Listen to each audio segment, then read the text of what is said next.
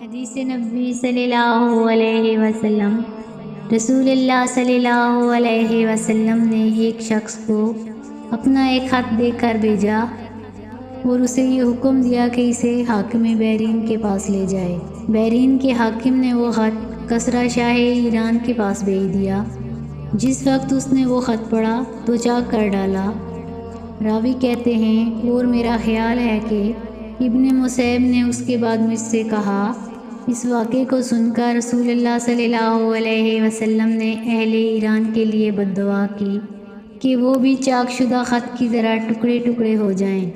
اللہ نے بہت جلد اپنے سچے رسول صلی اللہ علیہ وسلم کی دعا کا اثر ظاہر کر دیا۔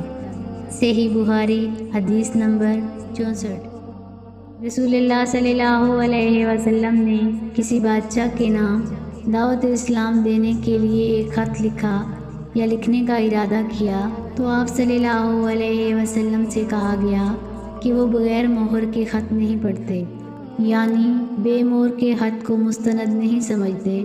تب آپ صلی اللہ علیہ وسلم نے چاندی کی انگوٹھی بنوائی جس میں محمد الرسول اللہ کندہ تھا۔